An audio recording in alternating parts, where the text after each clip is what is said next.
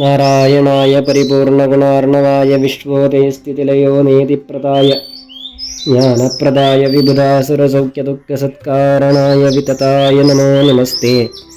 നാരായണം നമസ്കൃത്യ നരം ചൈവ നരോത്തമം ദേവീം സരസ്വതീം വ്യാസം തതോ ജയമുദീരയേത. ഹരി ഓം. ഇപ്രകാരം മഹാഭാരതത്തിന്റെ വൈശിഷ്ട്യം നാം കണ്ടു. ഇനി പറയുന്നത് കുരുപാണ്ഡവരെ പറ്റിയുള്ള സംഗ്രഹരൂപേണയുള്ള കഥയാണ്. ദുര്യോധനൻ ക്രോധരൂപമായ മഹാവൃക്ഷമാണ്. കർണനാണ് അതിൻ്റെ തായ്തടി. ശാഖകൾ സൗബലനും ഫലപുഷ്പങ്ങൾ ദുശാസനുമാകുന്നു. ബുദ്ധി പിഴച്ച ധൃതരാഷ്ട്രരാണ് അതിൻ്റെ മൂലം. എന്നാലോ ധർമ്മമാവുന്ന മഹാവൃക്ഷമാണ് യുധിഷ്ഠിരൻ. പാർത്ഥൻ തായ്തടിയും ഭീമസേനൻ ശാഖകളും മാദ്രേയന്മാർ ആയത് നകുലസഹദേവന്മാർ ഫലപുഷ്പങ്ങളുമാകുന്നു. മൂലമാവട്ടെ കൃഷ്ണനും വേദവും ബ്രഹ്മജ്ഞരുമാണ്. മാന്യനായ പാണ്ഡുമഹാരാജാവ് തൻ്റെ ബുദ്ധി കൊണ്ടും വിക്രമം കൊണ്ടും പല നാടുകളും കീഴടക്കിയെങ്കിലും മൃഗയാസക്തനായ രാജാവ് മുനിമാരോടുകൂടി കാട്ടിൽ വസിച്ചു. ഒരിക്കൽ ഇണചേർന്ന മാനിനെ കൊന്നതുകൊണ്ട് ദുഃഖം വന്നു ചേർന്നു. അങ്ങനെ ധർമ്മോപനിഷത്തു പ്രകാരമുള്ള വൃത്തി അമ്മമാർക്കുണ്ടായി. ധർമ്മൻ, വായു, ഇന്ദ്രൻ, അശ്വിനി ദേവകൾ എന്നിവരുടെ സംബന്ധത്താൽ ധർമ്മസിദ്ധിയെ പ്രാപിച്ചു. കുട്ടികൾ അമ്മമാരുടെ സംരക്ഷണത്തിൽ മുനിമാരോടുകൂടി പുണ്യാശ്രമത്തിൽ വളർന്നു. ശേഷം മുനിമാരോടൊത്ത് ധാർത്തരാഷ്ട്രന്റെ മുന്നിൽ അവരെത്തി. ഈ കൗന്ദയർ സമർത്ഥരും സുന്ദരന്മാരും ജടയുള്ള ബ്രഹ്മചാരികളുമാകുന്നു. ഇവർ നിങ്ങൾക്ക് പുത്രന്മാരും ഇഷ്ടരും പാണ്ഡുപുത്രരുമാണ് എന്ന് പറഞ്ഞ് മുനിമാർ പോയി. അങ്ങനെ ആ പാണ്ഡുപുത്രരെ കണ്ട കൗരവർ ശിഷ്ടരായ പൗരരോടുകൂടി സന്തോഷിച്ചാർത്തു. എന്നാൽ ഇത് പാണ്ഡുപുത്രരല്ല എന്നും പാണ്ഡു എന്നേ മരിച്ചുപോയി എന്നും ഇത് പാണ്ഡുപുത്രന്മാർ തന്നെയാണെന്നുമെല്ലാം ജനസംസാരമുണ്ടായി.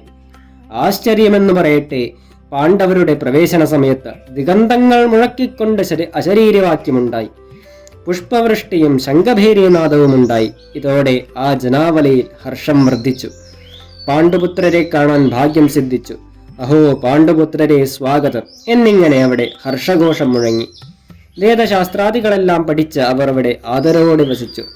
ധർമ്മപുത്രന്റെ ഉത്തമമായ പെരുമാറ്റം, ഭീമസേനന്റെ ധീരത, അർജുനന്റെ പരാക്രമം, നകുല സഹദേവന്മാരുടെ വിനീതത്വം, കുന്തിയുടെ ഗുരുശുശ്രൂഷ, എല്ലാവരുടെയും ശൗര്യവും കണ്ട് എല്ലാ ജനങ്ങളും സന്തുഷ്ടരായി. രാജകന്യകയായ കൃഷ്ണയെ ആശ്ചര്യകരമായ വിക്രമം കൊണ്ട് രാജമധ്യത്തിൽ വെച്ച് അർജുനൻ സ്വയംവരത്തിൽ നേടി. ഇതോടുകൂടി വില്ലാളികളിൽ അവൻ സൂര്യനെപ്പോലെ എതിർത്തു നിൽക്കാൻ പറ്റാത്തവനും രാജാക്കന്മാരിൽ മാന്യനുമായി തീർന്നു. അർജുനൻ എല്ലാ രാജാക്കന്മാരെയും സ്വന്തം വർഗത്തോടെ ജയിച്ച് ധർമ്മജന് രാജസൂയം നടത്തി. എല്ലാ ഗുണവുമുള്ള ആ രാജസൂയത്തെ ധർമ്മജൻ നടത്തിയെന്ന് മാത്രമല്ല, ശ്രീകൃഷ്ണന്റെ നയോപായത്താൽ ഭീമാർജുനന്മാർക്ക് ബലം വർദ്ധിച്ചു. അഹങ്കാരികളും ബലവാന്മാരുമായ ശിശുപാലനെയും ജരാസന്ധനെയും ഈ സന്ദർഭത്തിൽ വധിച്ചു. വിശിഷ്ടമായ സ്വർണങ്ങൾ, രത്നങ്ങൾ, വസ്ത്രങ്ങൾ മുതലായവയുടെയെല്ലാം മേൽനോട്ടം വഹിക്കുന്ന ദുര്യോധനന്റെ പാട്ടിൽ വന്നു. അതെല്ലാം അവൻ വാങ്ങിവെച്ചു. ഇപ്രകാരം പാണ്ഡവരുടെ അത്യുച്ചമായ ശ്രീ കണ്ട് ദുര്യോധനന് വലിയ കോപമുണ്ടായി. സ്വർഗീയ വിഭവങ്ങൾ ചേർത്ത് മയം നിർമ്മിച്ച പാണ്ഡവസഭ കണ്ട് ദുര്യോധനൻ ഇണ്ടൽപ്പെട്ടു. കൃഷ്ണയുടെ മുന്നിൽ വെച്ച് കാൽ തെറ്റി വീഴുകയും ഭീമൻ ഇത് കണ്ട് ഉച്ചത്തിൽ പൊട്ടിച്ചിരിക്കുകയും ചെയ്തു.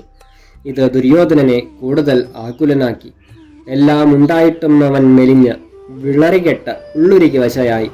അങ്ങനെ പുത്രപ്രിയനായ ധൃതരാഷ്ട്രൻ അവന് ചൂതിനനുവദിച്ചു. ഇതറിഞ്ഞ കൃഷ്ണൻ അത്യധികമായ കോപമുണ്ടായെങ്കിലും അതിപ്രീതി കാണിക്കാതെ ദ്യൂതാദിയായ ദൂർനീതികളെയും അതുകൊണ്ടുണ്ടായ ആപത്തുക്കളെയും പൊറുത്തു. എന്നിരുന്നാലും ഭീഷ്മദ്രോണ ഗർവന്മാരുടെ വാക്കിനെ നിരസിച്ച ദുര്യോധനൻ രാജാക്കന്മാരെ തമ്മിൽ കൊല്ലിക്കുന്ന ഘോരമായ യുദ്ധത്തിനിറങ്ങി. പാണ്ഡവന്മാർ ജയിക്കുമ്പോൾ ചണ്ഡമായ അപ്രിയങ്ങൾ ധാർത്തരാഷ്ട്രൻ കേട്ടു. അങ്ങനെ ദുര്യോധനന്റെ മതവും കർണസൗബലന്മാരുടെ ഹൃദയവും അറിയുന്ന ധൃതരാഷ്ട്രർ സഞ്ജയനോടായി ഇപ്രകാരം പറഞ്ഞു: ഹേ സഞ്ജയ, ഞാൻ പറയുന്നത് നീ കേൾക്കൂ. നീ എന്നെ ഇതിൽ മുഴുവൻ കുറ്റപ്പെടുത്തരുത്. പഠിപ്പും അറിവും ധീയുമുള്ള നീ വിദ്വജ്ജന സമ്മതനാണ്. യുദ്ധത്തിൽ എനിക്ക് ആശയില്ല. കാരണം എൻ്റെ കുലം മുടിക്കാൻ ഞാൻ ആഗ്രഹിക്കുന്നില്ല. എൻ്റെ പുത്രന്മാരും പാണ്ഡുപുത്രരും എനിക്ക് സമമാണ്. കോപിഷ്ഠന്മാരായ മക്കളാണ് എന്നെ കുറ്റക്കാരനാക്കുന്നത്. സാധുവായ ദുര്യോധനൻ മോഹിക്കുമ്പോൾ ഞാനും മോഹിച്ചു പോകുന്നു. രാജസൂയത്തിൽ പാണ്ഡവശ്രീ കണ്ട് സഭയിൽ അപഹാസം ഏറ്റുവാങ്ങിയ അമർഷയായി പോരിൽ അവരെ വീഴ്ത്തുവാൻ കഴിയാത്ത, ക്ഷത്രിയോചിതമായി ഉത്സാഹിച്ച് രാജശ്രീ കൈയടക്കുവാൻ സാധിക്കാത്ത, കള്ളച്യൂതിന് ശകുനിയോട് മന്ത്രിച്ച ദുര്യോധനൻ. ഹേ സഞ്ജയ, അതിലെല്ലാം ഞാൻ കണ്ടതെന്താണെന്ന് നീ കേൾക്കുക. ഇതു നീ മനസ്സിലാക്കുകയാണെങ്കിൽ എൻ്റെ അന്തഃചക്ഷുസിൻ്റെ കാഴ്ച നീ കാണും എന്നു പറഞ്ഞുകൊണ്ട് ധൃതരാഷ്ട്രർ തനിക്ക് വിജയത്തിലുണ്ടായ ആശ നഷ്ടപ്പെട്ട ചരിത്ര സംഭവങ്ങളെല്ലാം സഞ്ജയനോട് പറയുന്നു. ഓം പൂർണ്ണമദ പൂർണ്ണമിദം പൂർണ്ണാത് പൂർണ്ണമുദച്യത്തെ പൂർണ്ണസ്യ പൂർണ്ണമാദായ പൂർണ്ണമേവാവശിഷ്യത്തെ. ഹരി ഓം.